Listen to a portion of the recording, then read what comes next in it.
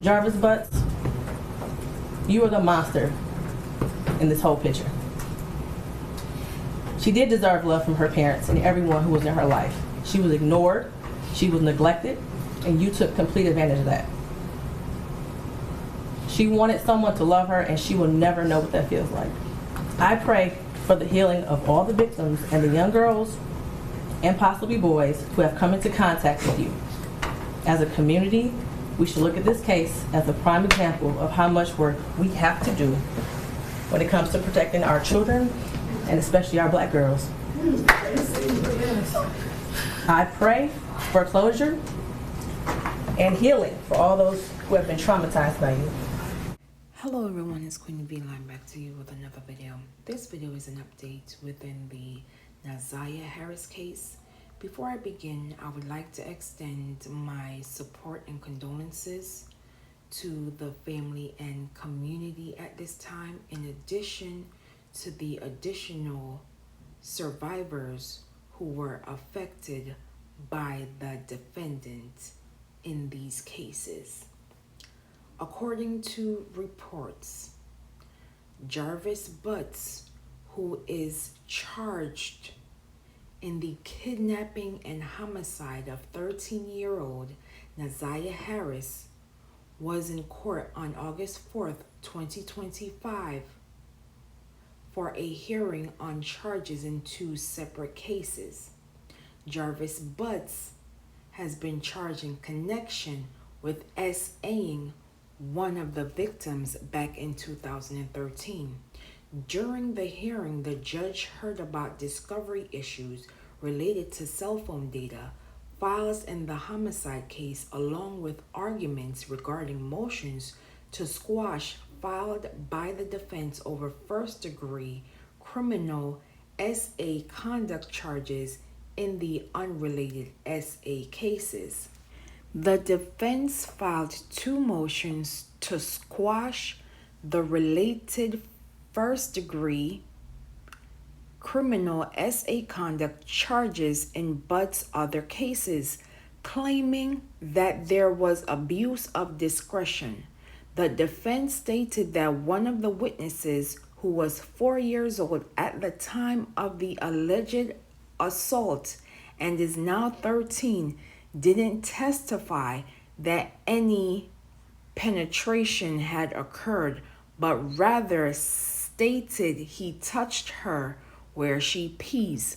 Similar to this case, the defense also stated a witness in another case testified that Butts had touched her, but didn't testify that penetration had occurred. The defense claimed that the witnesses could have said Butts touched her on the inside, but didn't.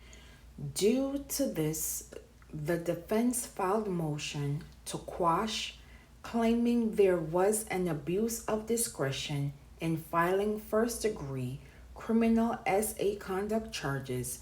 The prosecution discussed what both witnesses said during their testimony and said any type of intrusion is classified as penetration. After hearing the arguments and reviewing the testimony, the judge ruled that there was no abuse of discretion and denied the motions of quash. In addition to those motions, discovery issues in connection with his homicide case were also discussed during the hearing.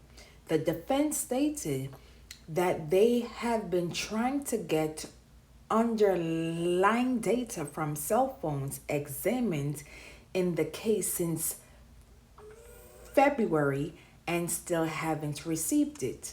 The prosecution stated that the request for underlying files was unusual, so he had to communicate with a cell phone expert at the Detroit Police Department to determine what they are asking for.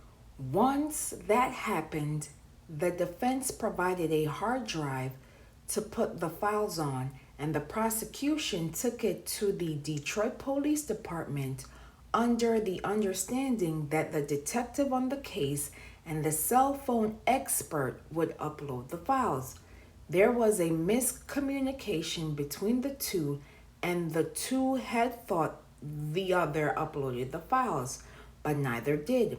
And when the prosecution went to pick up the hard drive, it still hadn't been done.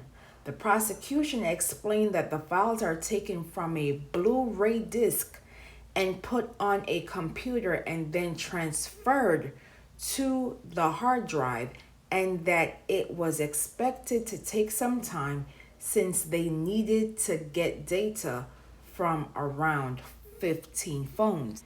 The cell phone expert told the prosecution that the data transfer would be done by August 6, 2025.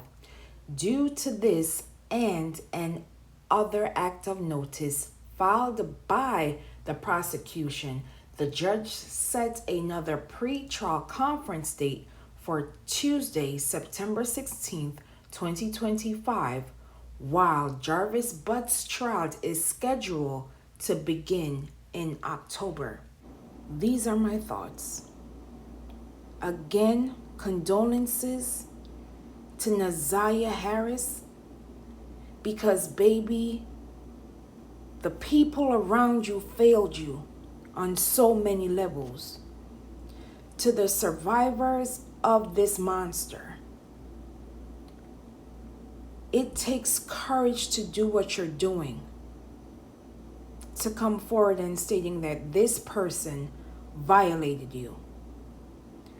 The ones doing these court proceedings and the ones unknown, know that I support you in whatever decisions you are making, because it is difficult to come forward.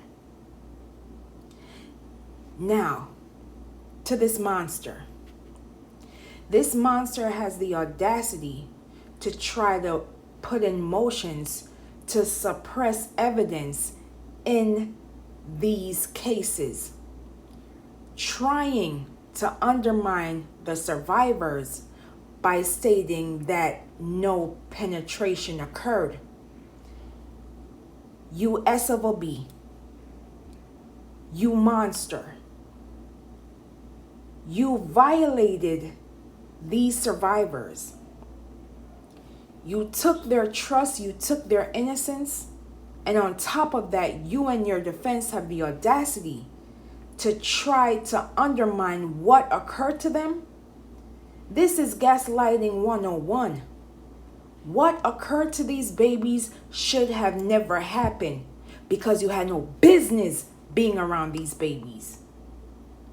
You have no business being around your own children, and you were still given access to these children. Make that make sense.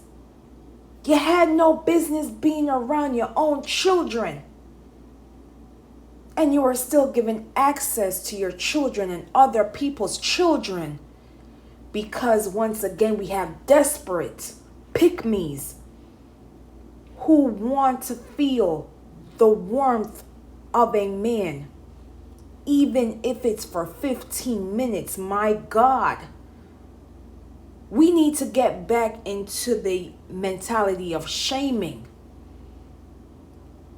In our society, in our communities, we need to start shaming people.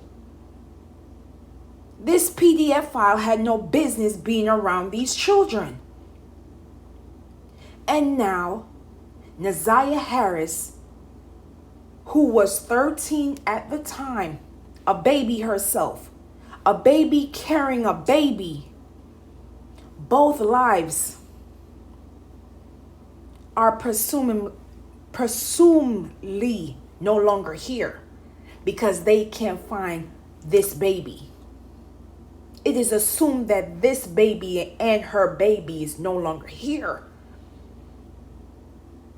And you and your defense have the other mitigated gall to go to court to put in motions talking about abuse of discretion when you were the one who were violating these babies, who were harming these babies, because these pick-me's could not understand that you are indeed a PDF file and are a danger to the community and is a danger to your own kin. My God, there were several allegations being brought to CPS, and the ball once again was dropped. Everybody's playing hot potato because nobody wants to be held responsible. The Detroit Police Department did not do their follow-ups. So again, everybody's playing hot potato with this case because they know that if Ziyah Harris was a 13 white child in Detroit, we would not be even having this conversation right now. Let's be honest. If Ziyah Harris was a white child, and I'm assuming that these other victims are also black. So let us assume we have this PDF file out here violating little white children. We would not be having this conversation right now.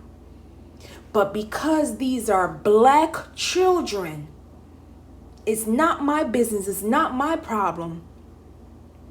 I'm not doing my due diligence as an officer, as a CPS advocate. I'm not doing my job to protecting this child because that's not my baby. That's not my business. Everybody who knew something was wrong and advocated for these survivors and Ziyah Harris, I thank you. Because you were ringing the alarm. But the system was not paying attention, and now we are here.